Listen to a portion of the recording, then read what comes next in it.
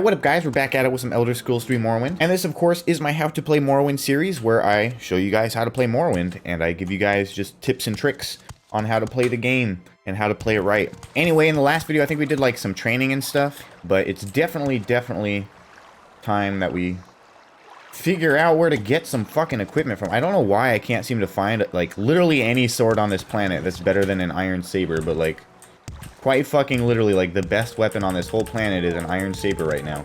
Alright, so because finding some equipment is just, like, not seeming like it's gonna happen, what I'm actually gonna do is I'm gonna show you guys a really awesome way to get some really good equipment really early on in the game with, like, basically no effort. But yeah, no, this is quite literally, like, some top-level meta. Essentially, what you do here is there's this quick little, like, short quest you do. You don't even have to, like, kill anything or do anything, really. But you do this short little quest, and you literally get a choice of a Daedric Weapon as, like, your reward, right? So basically, at level 1, you do a little bit of fucking nothing, and you get to choose a Daedric Weapon for free. But yeah, this quest is actually kind of an interesting one, though. So, like, most quests, like, you talk to somebody to start the quest, usually. This is, like, either the only quest or, like, one of the few quests in the game where you start the quest by finding a location instead of talking to a person. Now, the cave that we're looking for is called the Meares cave. It used to be an ebony mine or something like that. Basically, all you have to do is actually, like, discover the location. You don't actually have to, like, go in or do anything.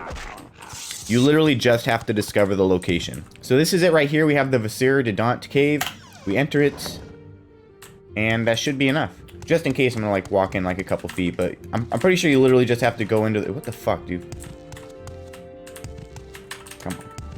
But I'm pretty sure you literally just have to go into the door. That's it.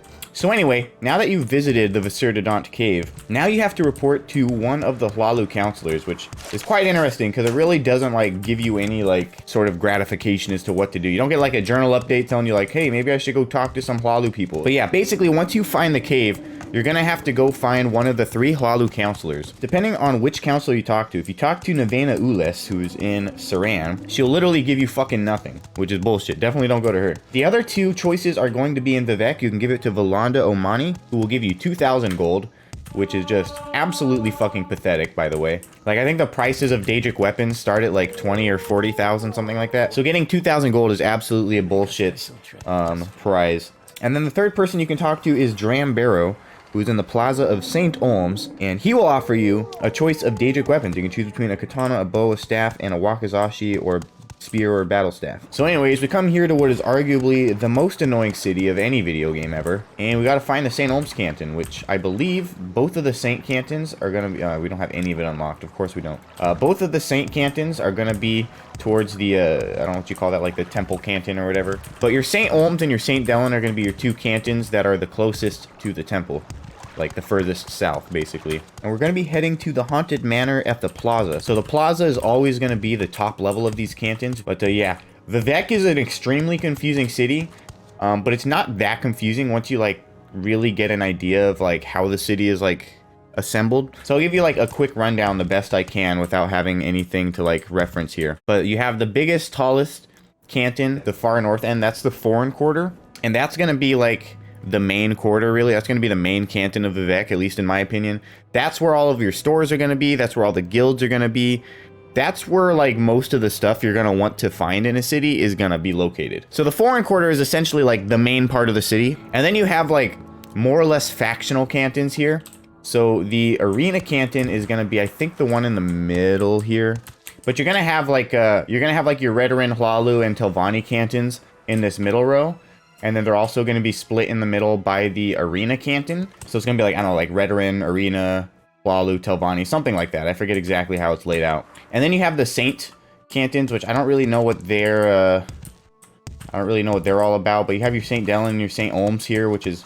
But just remember that both of your saints are going to be by the temple. And then you have the Temple Canton over here. Each canton also has its own, like, little gondola, like, boat ride dude.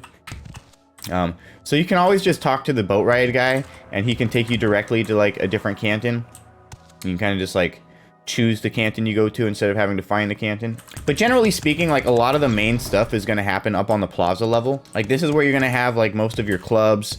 If you have any, like, guilds or something, they're going to be up here. Like, so the Foreign Quarter is going to have, like, the Mages and Fighters Guild up in the plaza. Things like that. You might have, like, higher class stores. Like, the Foreign Quarter has actually 2 blacksmiths.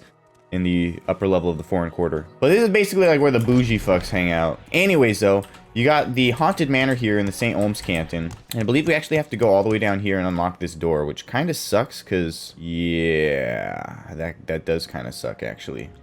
So yeah, you're probably going to want, like, some, like, Ondisu's unhinging or something like that. There's definitely scrolls and stuff you can buy. Like, let me see. We're going to go to the Mages Guild real quick. Bro, the fact that that could fail, though, Jesus Christ. So anyways, I kind of forgot to mention the fact that there is a locked door that you're going to have to go through. God, that is a fucking beautiful sunset or sunrise, whatever that is. Gee whiz, that's nice looking.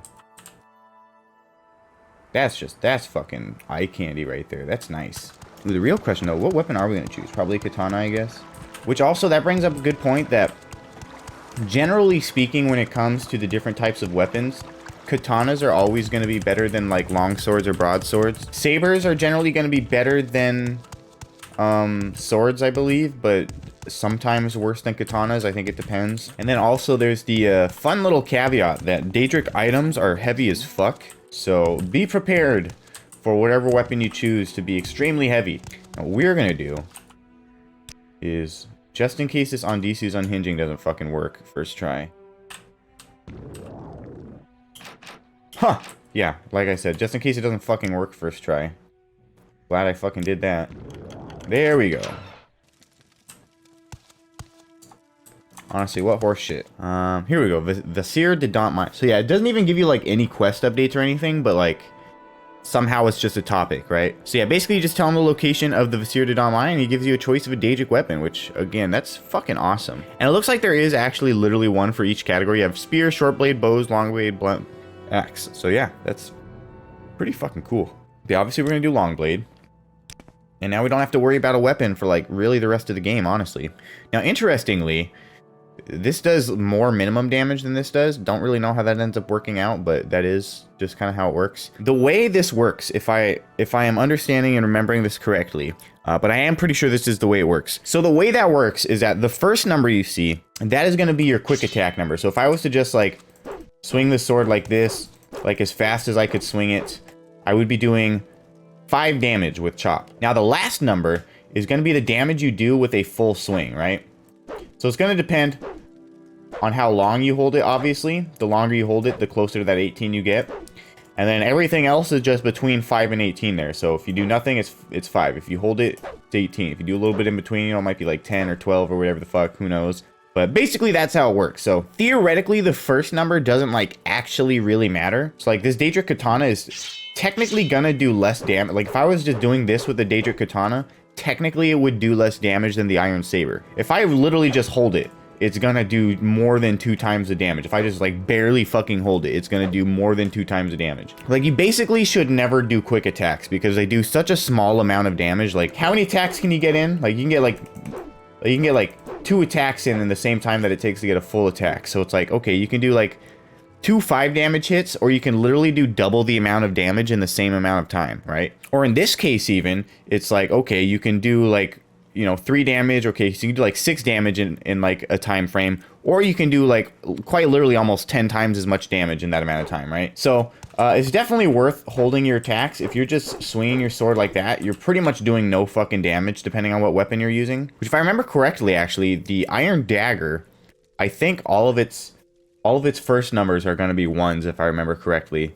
I honestly don't remember, but that's also going to be a reason why you're fucking, you know, swinging in air and not really killing anything in the beginning of the game, because you're probably not only using a dagger, which is missing half the time, but you're probably swinging it wildly like this, which means any attack that does actually connect and do damage is literally going to do 1 point of damage. So yeah, but yeah, pretty cool. We don't have to worry about a weapon anymore. We got basically the best long blade in the game, more or less. But like I said, let's look at the weights here real quick, because that's going to be a very, very important thing, especially early on in the game. Like if you decided to do this at like level 1 or 2, when your encumbrance is much lower, you might actually have a little bit of struggle, especially if you chose something like the spear or like the blunt weapon or the axe or something, right? But notice how this Iron Saber has a weight of 15. Honestly, it's pretty heavy for a sword already.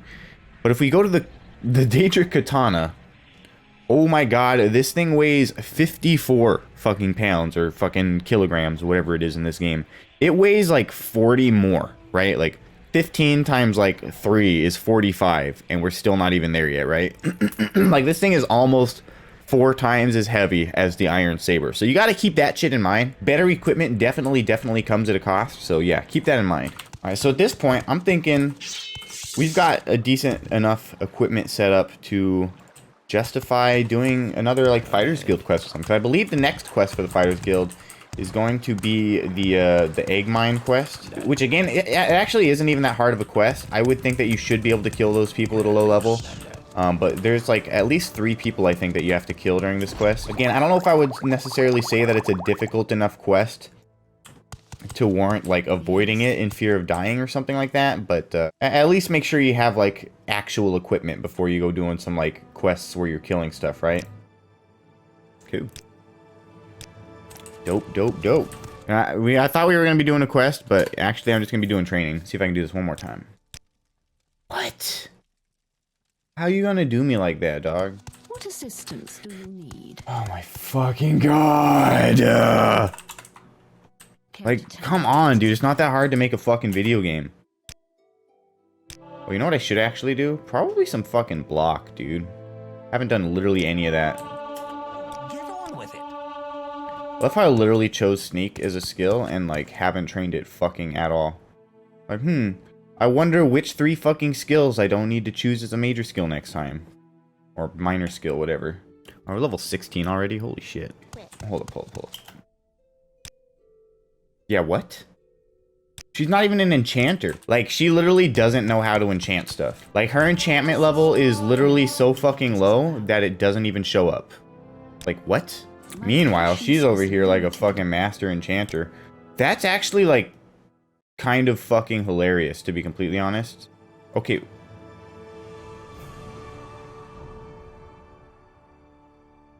What's going on here? Yeah, I'm just gonna set it. I don't give a fuck. I'm literally just gonna set it. We'll choose luck too, just to fuck the game extra. I think that literally happened last time too. Like in my magic playthrough, I think that also happened. For some reason, it just doesn't want to give you the last 5 bonus on intelligence. I don't know if that's like a bug or what.